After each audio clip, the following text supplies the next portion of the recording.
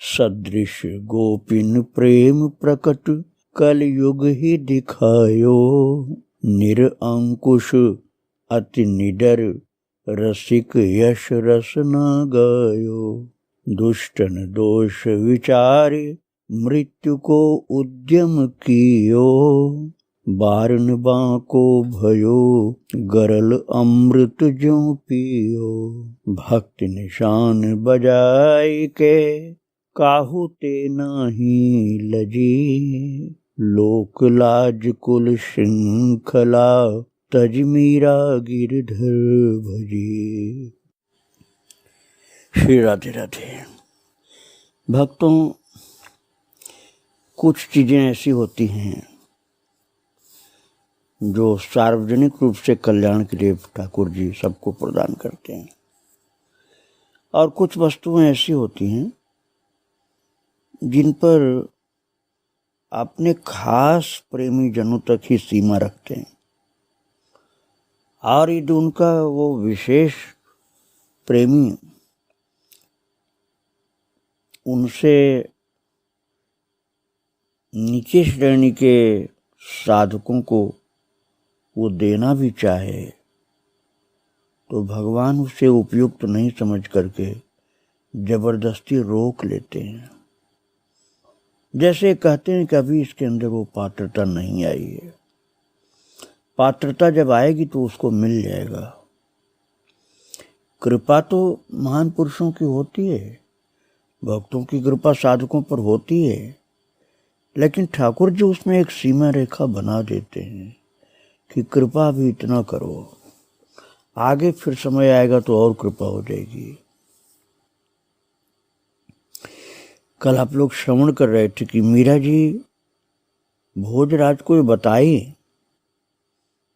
कि आप जो कुछ लाए थे मेरे वस्त्र, बरी अर्थात बारात के साथ जो सामान आता है दुल्हन के लिए, वो सब आने के पहले ही कन्हैया की शादी मेरे साथ हो गई, और वो सारी चीजें ज्यों की त्यों ऐसी ही दिखती थी, मेरे लिए ठाकुर जी ने ला के पहनाया था।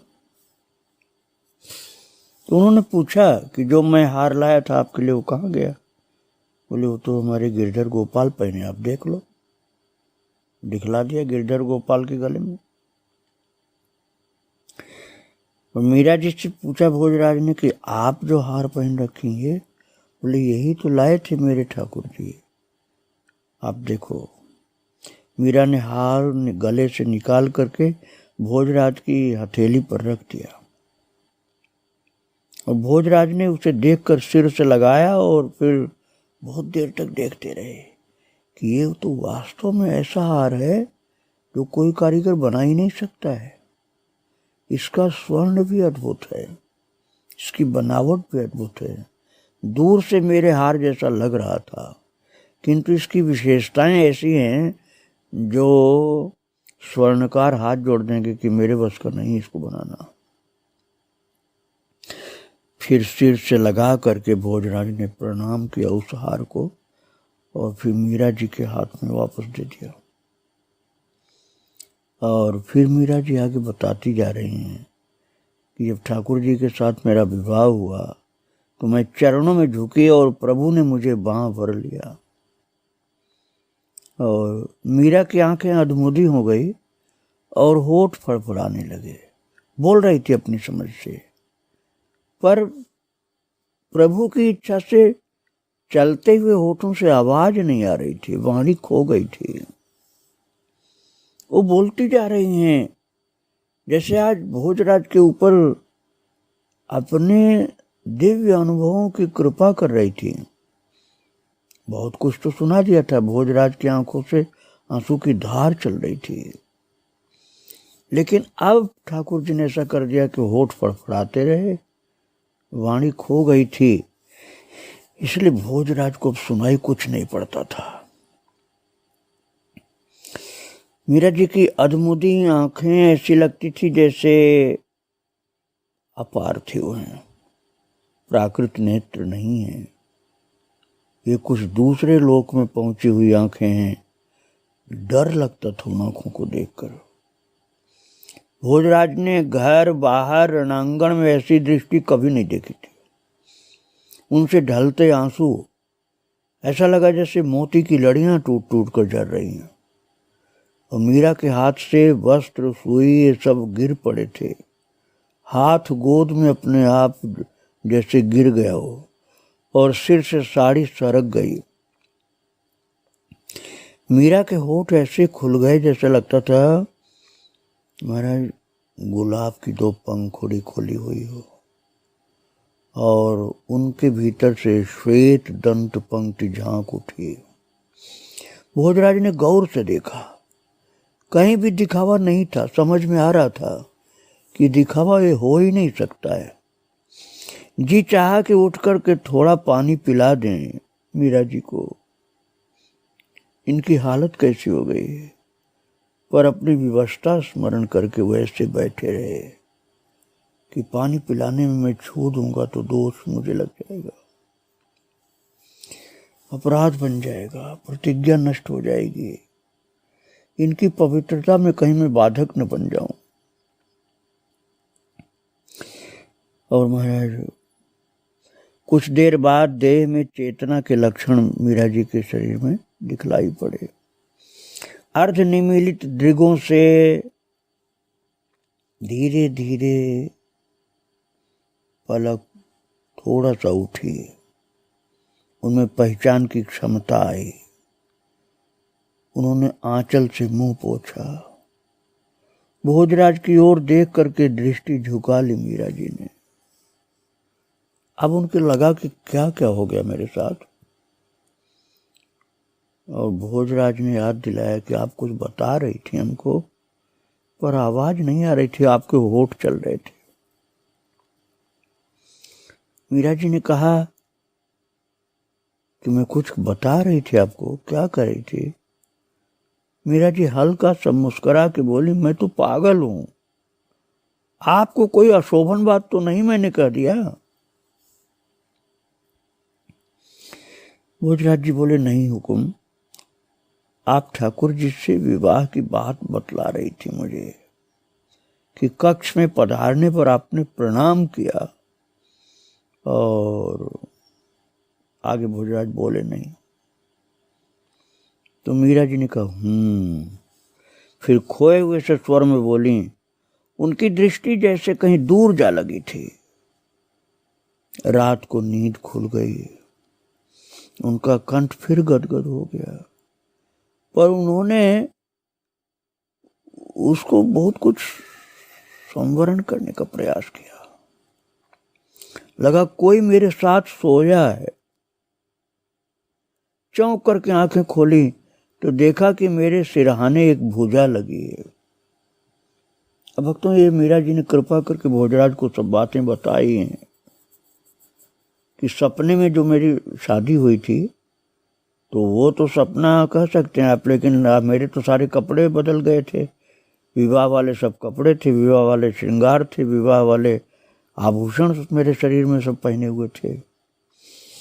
और आंखें खोल करके मैंने देखा तो मुझे मेरे सिरहाने एक भुजा लगी हुई मिली, एक हाथ था मेरे सिर के नीचे, और कमल दृगों की बड़ी बड़ी पलकें मुदी हुई, घुंघराले केश मुख के आसपास छितराए हुए, कुछ अलकें ललाट पर झुक आई थीं, होठों पर मुस्कान, एक बांह मेरी पीठ पर, वो सुगंधित श्वास, वो देह गंध, दिव्य दिव्य शरीर की सुगंध।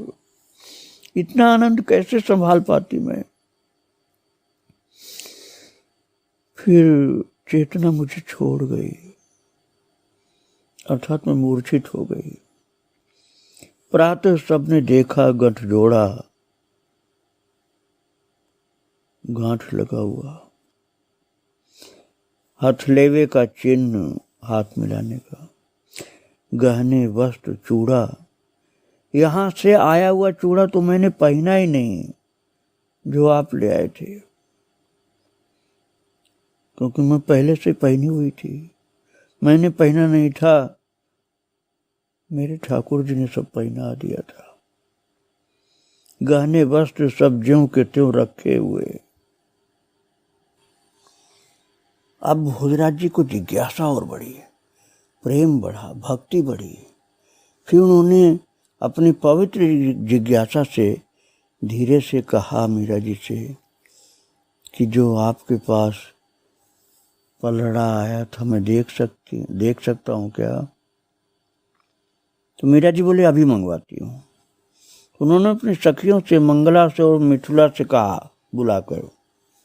दोनों उपस्थित हुई। जो मीरा जी तो सखी मानती थी, लेकिन वो अपनी को दासी मानती थी।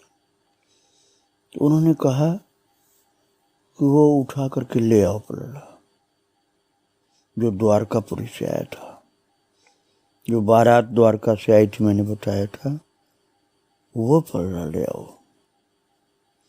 दोनों पेटियां आई तो उन्होंने दासियों को हुक्म दिया, खोल करके सामग्री अलग अलग रख दो। महाराज अब तो बहुत ही आश्चर्य भोजराज को हुआ। चित्तौड़ के प्रथम भाग्यशाली व्यक्ति थे भोजराज, जिन्होंने मीरा के दिव्य विवाह की सारी बातें देखी, समझी, श्रवण की और विश्वास पक्का हुआ। जब मीरा जी के द्वारा बोली हुई दोनों पेटियां दासियां ला करके रखी तो महाराज भोजराज ने आश्चर्य से देखा कि सब कुछ एक सा। एक पेटी में चित्तौड़ से भेजी हुई सामग्री है जो कन्या के लिए गई थी, वधू के लिए, और दूसरी पेटी द्वारकापुरी से आई भगवान कृष्ण के साथ, और दोनों में सब कुछ एक सा है। फिर भी चित्तौड़ के महाराणा का वैभव द्वारका वाली पेटी के सामग्री जो थी उसके सम्मुख तुच्छ था। चित्तौड़ का महाराणा का वैभव द्वारका वाली पेटी के सम्मुख तुच्छ था। भक्तों, ये देख लिया भोजराज ने, और श्रद्धा पूर्वक भोजराज ने उन सब को अनुमति प्राप्त करके छुआ। सब यथास्थान रख करके दासियां चली गईं तो भोजराज ने उठ करके मीरा के चरणों में माथा धर दिया और कहा, मैं आपको हाथ से स्पर्श तो नहीं कर सकता, प्रतिज्ञाबद्ध हूं, किंतु अपना मस्तक तो आपके चरणों में रख सकता हूं। जब दासियां गई तो भोजराज तुरंत ही अपने मस्तक को, अपने सिर को मीरा जी के चरणों में रख दिया। समझ गए कि ये तो द्वारकाधीश की प्रिया है, भगवान द्वारकाधीश ने इनसे विवाह किया है। मैं तो एक सामान्य साधारण सा इंसान हूं, मैं परमात्मा के ऐश्वर्य के सम्मुख कहाँ टिक सकता हूं। अरे मीरा जी तो उन परमात्मा की प्रिया है, अर्धांगिनी है, मैं इनको कैसे सांसारिक मान सकता हूँ। इसलिए अपने सिर को मीरा जी के चरणों में रखे हुए आंसू गिरा रहे हैं वो। मीरा बोले, अरे अरे क्या कर रहे हैं आप? चौंक के बोली। छुड़ाने का प्रयास भी किया, लेकिन भोजराज जी बोले, आप मेरी गुरु हैं। मैं बहुत मतमंद था जो समझ नहीं पाया था अब तक, अब मैं समझ चुका हूं। भोजराज मीरा जी से बोल रहे हैं, अब आप ही मेरी गुरु हैं। मुझ मतहीन को पथ सुझाइए, ठौर ठिकाने पहुंचाने की कृपा करिए। गदगद कंठ से उच्चारण ठीक से नहीं हो पा रहा था भक्तों। उनके नेत्रों से कई बूंदें लुढ़क लुढ़क कर मीरा जी के कमल चरणों में गिर रही थी। अपनी आंखों की आंसुओं से ही भोजराज ने मीरा जी के चरणों को धो दिया। उनका हाथ सहज ही मीरा जी का हाथ सहज ही भोजराज के माथे पर चला गया। जैसे मीरा जी ने आशीर्वाद दे दिया। प्रथम भाग्यशाली व्यक्ति थे जिनको मीरा जी ने प्रेम से कृपा पूर्वक आशीर्वाद दिया था, और वो थे भोजराज जी। उनके सिर पर हाथ मीरा जी का पहुंच गया और मीरा जी बोले, उठकर विराजिए, प्रभु की अपार कृपा है आपके ऊपर, अपार सामर्थ्य है, शरणागत की लाज उन्हीं को रहती है, कातरता भला आपको शोभा देगी, कृपा करके उठ के बैठ जाइए, आपके ऊपर प्रभु की कृपा है। भोजराज ने अपने को संभाला, वे वापस गद्दी पर जा विराजे और अपने साफे के पल्ले से आंसू पोंछने लगे। मीरा ने उठकर के भोजराज जी को जल पिलाया है। भक्तों भोजराज जी हाथ जोड़े हुए मीरा जी को ऐसे प्रेम की पवित्र श्रद्धा वाली दृष्टि से देख रहे थे, जैसे अपने गुरु का मुखारविंद कोई शिष्य देखता है। बड़ी आदर की भावना, जैसे गुरुदेव का दर्शन कोई शिष्य करे, ऐसे दर्शन कर रहे थे। जल पिलाया मीरा जी ने कृपा करके, जैसे प्रसाद मिल गया गुरु का। फिर भोजराज जी धीरे से बोले, आप ही मेरे गुरु हैं, और अब आप मुझे कोई सरल उपाय बताएं। पूजा पाठ, नाचना गाना, मजीरे या तंबूरा बजाना मेरे बस का नहीं है। ऐसा कुछ बताइए जो मेरे बस का हो। मीरा जी बोली, आपके लिए आवश्यक भी नहीं है जो आप कह रही हैं। जो आप कह रहे हैं, पूजा पाठ, तंबूरा बजाना, मजीरा बजाना और नाचना गाना, ये आपके बस का नहीं आप कह रहे हैं, तो आपके लिए भी आवश्यक भी नहीं है। आप जो भी करें प्रभु के लिए करें और उनके हुक्म से करें, जैसे सेवक स्वामी की आज्ञा से अथवा उनका रुख देखकर कार्य करता है। जो भी देखें उसके हाथ की कारीगरी देखें। कुछ समय के अभ्यास से सारा ही कार्य उनकी पूजा हो जाएगी और फिर ठाकुर जी की पूर्ण कृपा आपके ऊपर होगी। भक्तों, मैंने आपको बतलाया था, एक रतन सिंह तो मीरा जी के पिताजी थे, बेड़ता में थे, और दूसरे रतन सिंह कल मैंने बताया था आपको, एक रतन सिंह और थे, वो चित्तौड़ के थे। वो भोजराज जी के छोटे भाई थे, लगभग 2 वर्ष छोटे। तो वो रतन सिंह मीरा जी के सांसारिक दृष्टि से देवर थे। महाराज, जब ये वार्ता इन दोनों लोगों की चल रही थी, भोजराज जी की और मीरा जी की, तो उसी समय दासी आई मीरा जी के पास और आकर के कहा कि कुंवर रतन सिंह जी पधार रहे हैं, उनको भीतर आने की इच्छा है, वो अनुमति चाहते हैं। मीरा जी ने कहा, उनको बोल दो कि वो आ जाएं। रतन सिंह ने प्रवेश करके अपनी समझ के अनुसार भाई भाभी को करवट सिर झुकाकर अभिवादन किया। अभी मीरा जी के देवर रतन सिंह को ये तो पता था नहीं कि ये मेरी भाभी नहीं है, ये तो महान संत है।